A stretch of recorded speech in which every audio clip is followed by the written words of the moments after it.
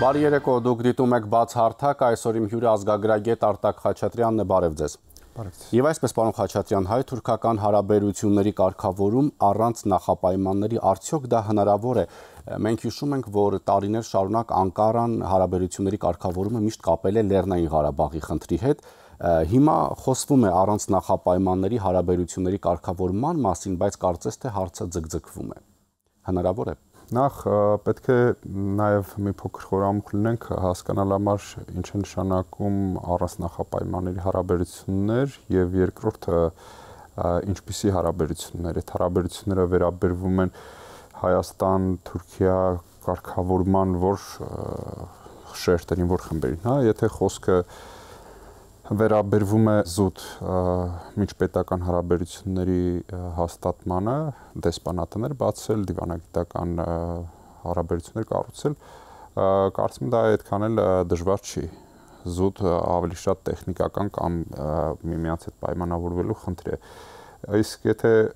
հարաբերությունների կարգավորում ասելով մենք նկատի ունենք այդ ամբողջ պալիտրան, հա, հարաբերությունների, դա մի փոքր ծանր ու բավականին պատմական եւ տարբեր խորը, հա, շերտեր ունի, որը ընդհանրապես մի ստորագրությամբ կամ թեկուզ մի քանի ամսվա աշխատանքի արդյունքում չի կարող, հա, տեղի ունենալ, ժամանակ է պետք, որովհետեւ այստեղ մենք ունենք պատմական անցյալի խոր այսպես հետքեր շերտավորում պատմական հիշողության մեջ եւ Թուրքիայի կողմից եւ Հայաստանի կողմից այնպես որ կարծում եմ հարցի պատասխանը զուտ ակնհայտ է թե զուտ իշխան կառավարությունների մակարդակով դա հնարավոր է իսկ առավել լայն հասարակական շերտերի ընդգրկման մի փոքր խնդրահարույց է։ Այսինքն հարաբերությունների, այսպես ասած, ինչպես դուք եք ասում, խորը կամ լիակատար կարգավորումը մեկ ստորագրությամբ անել հնարավոր չէ։ Բնականաբար հնարավոր չէ, որովհետև մենք մի փոքր այս քաղաքական խոսույթից եթե մի փոքր վերանանք փորձենք դիտարկել այդ հարաբերությունների թեկուզ համառոտ նկարագիրը Հայաստանի եւ Թուրքիայի միջև հարաբերությունները գոնե մեկ կայսերական տիպի պետական կազմավորման մեջ հա շարունակվել են մինչև 1915 թիվը 15 թվից հետո հայտնի իրադարձություններ հետո 70-ամյա այսպես ասած խզվածք այդ հարաբերություններում իսկ ինչ վերաբերում է այդ հարաբերությունների մենք կարող ենք օրինակ համարել որ քաղաքական մշակութային սոցիալական առումով այդ հարաբերությունները մինչեւի եւ հետոյի հարաբերություններ են մինչեւ 1915 թվականը եւ 1915 թվականից հետո եւ այդտեղ մենք եթե դիտարկում ենք երկու հասարակություններն էլ բնականաբար հայերի դեպքում դա ոչ միայն ցեղասպանության ենթարկվելու հա բռնի ոչնչացման այլ նաեւ սեփական պատմական հայրենիքի իր մշակութային անընդհատականությունը տվյալ տարածքում շարունակելու անհնարինության այս տրավմատիկ փորձն է, հա, որ հայկական հանրույթը ունի թուրքերի հանդեպ։ Թուրքիայի կողմից նորից տվյալ տարածքի նկատմամբ հավակնությունը սեփական մշակույթի ստեղծելու այդ տարածքում գոնե Թուրքիայի Հանրապետությունը փորձը հաշվի առնելով սեփական մշակույթ պարտադրելու միջոցով, այսպես ասած, թուրքական հայրենիք կամ վաթան ստեղծելու այդ գաղափարն է, այդպես նստած, ինչ բնականաբար եթե նայում ենք հակոտնյա են իրար եւ այս պարագայում դրանք օբյեկտիվ իրողություններ են եւ այս օբյեկտիվ իրողությունները հարաբերությունների կարգավորման պարագայում վաղ թե ուշ բախվել են իրար եւ այստեղ նաեւ կարեւոր է հենց այդ առումով դա հաշվի առնել եւ լուծումներ փնտրելուց նաեւ այդ խնդիրները աչքի առաջ ունենալ հակառակ պարագայում դա լինելու է այսպես ասած սիզիփոսյան աշխատանք, այսինքն աշխատանք, որը որևէ լուրջ արդյունքի չի հանգեցնելու։ Մենք տեսանք, որ 1993 թվականից փակված մարգարայի անցակետը ամեն դեպքում երկու անգամ բացվեց Թուրքիա եւ Սիրիա մարդասիրական օգնություն ուղարկելու նպատակով։ Արդյոք դա արդեն խոսում է այն մասին, որ ամեն դեպքում սառույցը կարծես թե հալչել է։ Որոշակի նախանշաններ կան, հա, բնականաբար թեկուզ երրորդ երկիր որևէ տարանցիկ տեղափոխելու առումով, այդուհանդերձ չեմ շտապի այսպես արագ եզրահանգումներ անել, պետք է հաշվի առնել մի կարևոր բան, որ հայ-թուրքական կամ Հայաստան-Թուրքիա սահմանի բացումը ինչպես այսպես ասենք հնարավորություններ եւ մարտահրավերներ է պարունակում Հայաստանի համար, այդ նմանատիպ հնարավորությունների մարտահրավերներ պարունակում են նաեւ Թուրքիայի համար, այսինքն այստեղ եւ որ որոշակի տարբեր խոսույթներում հանդիպում է, որ Թուրքիայի հանդեպ սահմանը բացելը ըստ էության որևէ լուրջ էական ոչինչ չի նշանակում, բնականաբար դա իրականում այդպես չի։ Եթե հաշվի առնենք,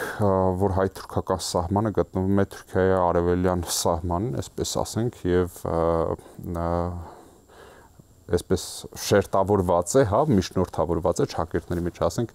արևմտյան Հայաստանում ապրող հատկապես քրդաբնակ շրջաններով եւ նաեւ այդ շրջանում բռնի մահմեդականություն թունած, նաեւ քրդացած, հա,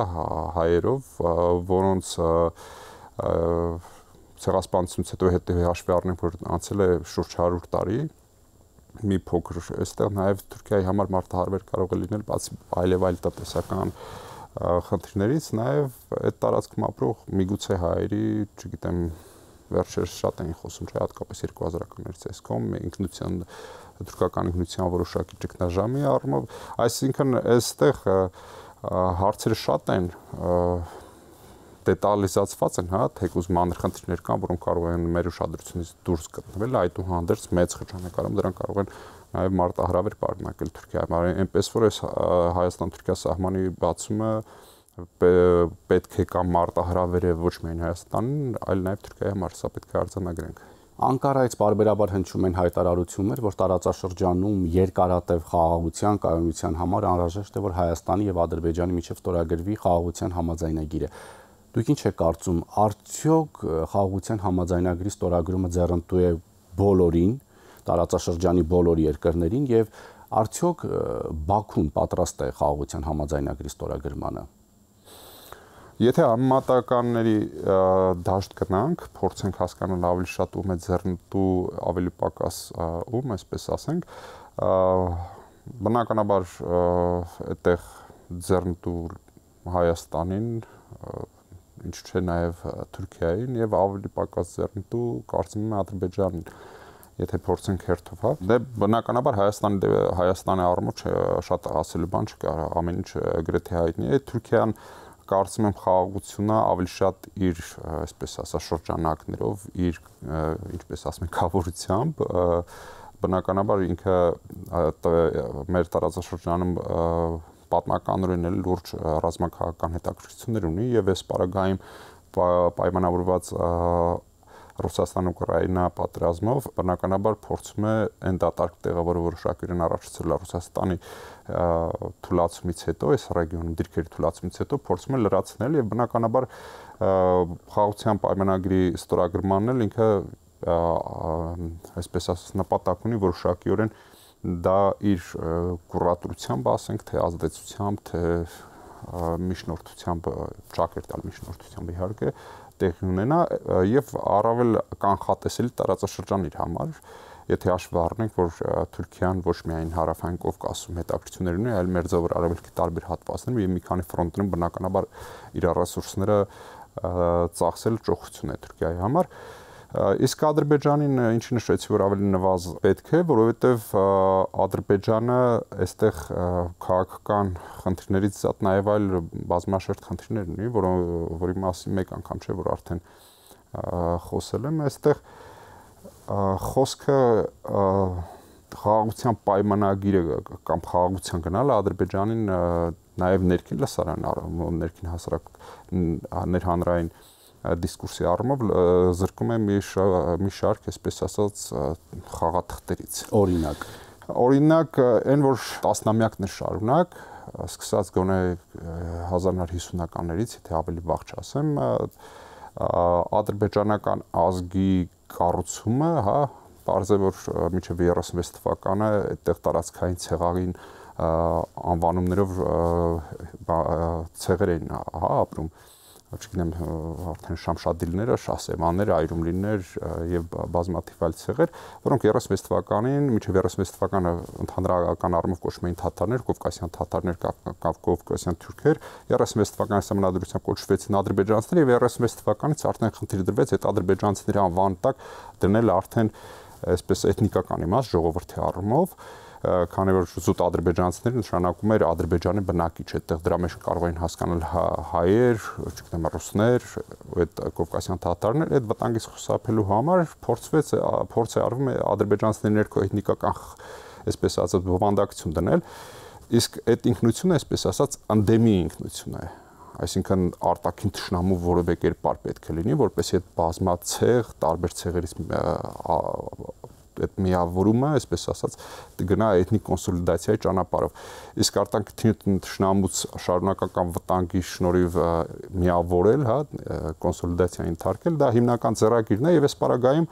50-60-ական թվականներից արդեն 90-ական թվականներից հետո հայկականություն եւ հայ կերպարը արտաքին թշնամու կամ թշնամու կերպարն է, որը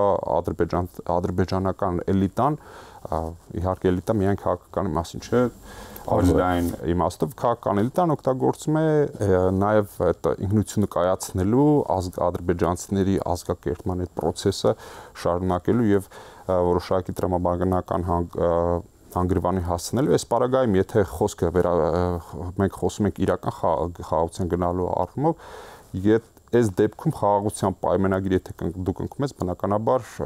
հայտարարում ես որ հայ այլևս թշնամի չէ հաշտվել ես խաղաղ ապրելու հետ այս դեպքում դա ենթադրում է այդ ինքնության փլուզում հա բազմաթիվ տասնամյակներով կառուցված, ներծծված, այսինքն ամեն դեպքում ոնց հասկանում ենք Բաքուն պատրաստ չէ խաղաղության համաձայնագրի ստորագրման, եթե միայն հաշվի առնենք այն, որ երբ, այսպես ասած, հայտարարվեց, որ համաձայնագրի տեքստը համաձայնեցված է, պատրաստ է Երևանը ստորագրել այն, տեղն ու ժամը հստակեցնել, դրա Երևանից հնչած այդ հայտարարություններից հետո Բաքվից պարբերաբար ապատեղեկատվություններ են հնչում, դրանից հետո նաև, այսպես ասած, փորձում են հրադադարի ռեժիմը պարբերաբար խախտել, մենք հիշում ենք, որ Սյունիքի մարզի Խնածախ, ապա նաև Խոզնավար գյուղի ուղղությամբ կրակեցին։ Ադրբեջանը բնականաբար թուղթ կարող է ստորագրել, փաստաթուղթ ստորագրելով, այսինքն պաշտոնական այդ գրագրություններով եւ դրան մարտանագրված տողերով դեռևս իրական խաղաղություն չի հաստատվում։ Բնականաբար դա զսպիչ գործում կարող է լինել ինչ որ գործողություններ անելու համար, բայց հողի վրա իրականում հասարակական մակարդակում բնականաբար դա շատ հեռու ենք խաղաղության հասնելուց։ Այսինքն համաձայնագրի ստորագրումը ամենևին չի երաշխավորելու խաղաղությունը։ Ես շեշտեցի համաձայնագրի ստորագրումը կարող է զուտ կառավարություններին, հա, վերնախավին, այսպես ասած, զսպող գործիք դառնալ։ Չգիտեմ, պատերազմի չգնալ կամ ինչ-որ բախումներ չհրահրել, ես խոսում իրական հողի վրա ժողովրդական այդ խաղաղության տրամադրությունների մասին, հա, այսինքն թուղթը կարող է ստորագրվել, կարող է, չգիտեմ, 20-30 տարի այդ թուղթը այսպես զսպել պատերազմներից կամ հակամարտության բռնկումից, հա, այդ ագրեսիվ փուլին հասնելուց, բայց իրականում հողի վրա ներքին առումով այդ հակահայկականության քաղաքականությունը շարունակվի։ Խոսքը դրա մասին է, դրա համար եմ շեշտում։ Կարող ենք ունենալ փաստաթուղթ, այդ փաստաթուղթը կարող է հետևողականորեն պահպանվել թե Հայաստանի, թե Ադրբեջանի կողմից, բայց խաղաղության պայմանագիր ունենալ չի նշանակում, որ մեկ օրում կամ մեկ ամսում կամ մեկ մատի բանով կարող է այդ հասարակությունը միանգամից խաղաղասիրական տրամադրությունով տոգորվել ու այսինքն այստեղ խնդիրը նաև հասարակությունների մեջ է։ Բնականաբար առաջին պատրաստ են թե ոչ այդ խաղաղությանը եւ խաղաղ, այսպես ասած, կողքի ապրելուն։ Բնականաբար խաղաղություն եւ որ խոսում ենք, մենք առաջին հերթին պետք է նկատի ունենանք հենց այդ հանրային մակարդակով հարաբերությունների եւ խաղաղության գնալը, որովհետեւ երկարաժամկետ խաղաղությունը միայն այդ կերպ է հնարավոր։ Հարաբերություններ հաստատելով դիվանագիտական կամ փաստաթղթեր ստորագրելով դա կարճաժամկետ կամ միջնաժամկետ խաղաղության մասն է խոսքը, իսկ եթե մենք նպատակ ունենք երկարաժամկետ խաղաղության, պետք է նաև հաշվի առնենք հենց այդ հանրային մակարդակում տարբեր հանրության տարբեր շերտերի ընդգրկող այդ խաղաղության գաղափարը, հա, որ պետք է թե Ադրբեջանում, թե Հայաստանում տեղի ունենա։ Եթե մենք խոսում ենք քաղաքական գործիչների կամ վերնախավի կառավարությունների մակարդակով, կարծես թե արդեն հռչակվել է եւ հայտարարվել, որ որևէ խանգարող բան չկա։ Իսկ եթե հասարակությունների մասն եք խոսում, հասարակությունների առումով դա կարծում եմ իրական խաղաղություն դեռևս հեռու է, հատկապես եթե հաշվի առնենք 2023 թվականին տեղի ունեցած էթնիկ զտումները եւ 120,000 մեր հայրենակիցների այստեղ տեղափոխվել է։ Ատելությունը հայերի նկատմամբ դեռ շարունակվում է Բաքվում։ Բնականաբար շարունակվում է եւ շարունակելու է։ Խոսել մի բան եւ անել մի բան, դա մենք այն ինչ որ դուք ուզում եք ասել, ստացվում է որ մենք այո, երկու կողմն էլ խոսում են խաղաղության մասին, բայց մի կողմում խոսում են խաղաղության մասին, բայց այդ ատելությունը, հակահայկականությունը քարոզվում է դեռ։ Բնականաբար Հայաստանում եթե շարունակաբար խոսում է խաղաղության մասին, Ադրբեջանում այդ առումով բազմազանությունը այսպես առավել բարձր է, դուք ինքներդ թերթում եք լրահոսի եւ կարող եք տեսնել մի դեպքում Ալիևը հայտարարում է որ խաղաղության համար որևէ խաղաղության հասնելու համար որևէ խոչընդոտ կարծես թե չկա, մյուս պարագայում ներկա է գտնվում, ասենք Հարմիցյան Ադրբեջանի այդ արհեստացին թեզի, չգիտեմ, հավաքներին, հա, այդ համանքի հավաքներին, որը ոչ այլ ինչ է, թե հենց կոնկրետ ագրեսիվ ռետորաբանություն եւ նաեւ ագրեսիվ քայլ Հայաստանի Հանրապետության ինքնիշխանության եւ անվտանգության համար։ Այս պարագայում Բաքվի քաղաքականությունը չի փոփոխվել իրականում, շատերին կարող է թվալ, թե օրինակ 2020 թվականի պատերազմից հետո ռետորաբանությունը փոխվել է, թե Հայաստանում, թե Բաքվում, բայց իրականում Բաքվի ռետորաբանությունը մնացել է նույնը, պարզապես շեշտադրումները փոխվել է եւ նաեւ 20 թվականից առաջ որոշակի թեմաներ, որոնք դեռևս առաջին պլան չէին բերում, հենց բերվել են օրինակ Արմենիան Ադրբեջանի այդ կեղծ թեզը, որը դեռևս 1960-70-ական թվականներից գիտական Ադրբեջանի գիտական շրջանակներում պատմվում էր, իսկ խորհրդային միության շրջանին ծանոթ մասնագետներ շատ լավ գիտի, որ այդ ժամանակ նաև հենց Ադրբեջանում այդ պատմագիտական թեզերը շրջանառվում են նաև Վերնախավի իմացությամբ եւ դա տեղափոխվեց արդեն այդ խորհրդային Ադրբեջան, իսկ 2020 թվականից հետո այդ թեզը բարձրացվեց արդեն պետական քաղաքականության մակարդակը, այսինքն Ադրբեջանը եւ խոսույթը եւ թեզերը նորություն չեն մեր համար։ Դրանք դեռևս սկիզբ են առնում խորհրդային շրջանից եւ հետեւողականորեն գործարկվում են նաեւ այժմ։ Պարզապես այդ հնչյունները, հա, մեկը հնչյունների տոնայնության փոփոխություններն են, երբեմն մեր համար նորություն թվում։ Պարոն Խաչատրյան, մեր տարածաշրջանից դուրս գանք, մեկ հարց ռուս-ուկրաինական հակամարտության թեմայով։ Տեսեք, Ուկրաինայի նախագահը հայտարարեց, որ 30-օրյա լիակատար զինադադարի առաջարկին Մոսկվան չի արձագանքում։ Այնտեղ եւս կողմերը չեն կարողանում ընդհանուր հայտարարի գալ, չնայած Միացյալ Նահանգների միջնորդությանը։ Ինչպես կհանգուցալուծվի խնդիրը, թե դեռ այն երկար կշարունակվի։ Բնականաբար այդ հակամարտությանը քանի որ հետաքրքրությունների ոլորտից դուրս է խորությամբ ինչ որ բան ասել կդժվարանամ, այդուհանդերձ գոնե հաշվի առնելով իրենց հարաբերությունների այդ վերջին 100-ամյակի, հա, բնույթը, այստեղ կարծես թե վերադարձի կամուրջները կարծես թե այս պարագայում այրված են, հա, թե Ռուսաստանի կողմից, թե Ուկրաինայի կողմից, այսինքն եթե պատերազմի այն սկզբնական փուլում հնարավոր էր ինչ-որ փող ընդունելի լուծումներ գտնել, այս պարագայում ցանկացած կողմից ետ քայլը կամ փողզիջում կոչվածը, ընդ որում դեռևս պետք է հասկանալ փողզիջումը Մոսկվայի կողմից եւ փողզիջում Ուկրաինայի դեպքում հավասարազորեն, թե այդ բառը մեկի համար շատ ավելի թեթև, մյուսի համար շատ ավելի ծանր տանելի ինչ որ պայմաններ կունենա, այդուհանդերձ կարծում եմ, որ պատերազմը տարբեր բաներով շարունակվում է, հա, տարբեր ակտիվությամբ, կարծես թե նկատել է, որ հատկապես Դոնալդ Թրամփի ընտրությունից հետո այդ պատերազմի բոցը մի փոքր մեղմացել է, բնականաբար դա գալիս է Թրամփի որդեգրած նոր քաղաքականությունից, Ուկրաինային ավելի շատ խաղաղության տրամադրելու, քան այսպես զինելու, ինչը նախորդ վարչակարգը միջև վերջ փորձում էր տանել։ Այդուհանդերձ կարծում եմ, որ եւ որ շարունակաբար խոսում են նոր աշխարհակարգի հաստատման, հա, նախորդի փլուզման նոր աշխարհակարգի հաստատման մասին, ռուս-ուկրաինական այս հարաբերությունները պատերազմը հենց այդ նոր աշխարհակարգի տրամաբանության ներքո կգծվի, այսինքն եթե մենք 1991-92 թվականին ՄԱԿ-ի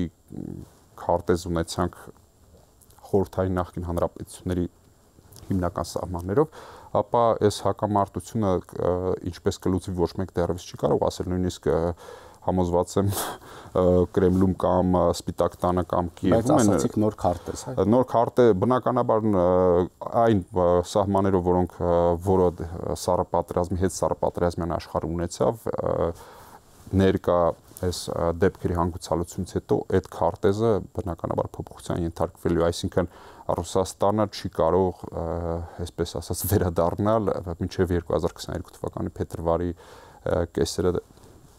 կեսերի այդ սահմանագծին Ուկրաինայի, բնականաբար փոխզիջումը ինչպիսին էլ լինի, սիմվոլիկ լինի, թե առավել առարկայական լինի կոնկրետ Ռուսաստանի համար, դա անպայման լինելու է։ Շնորհակալություն։ Ես եմ շնորհակալ։ Հիշեցնեմ իմ հյուրը ազգագրագետ Արտակ Խաչատրյանն է, շնորհակալություն ուշադրության համար, հաջողություն։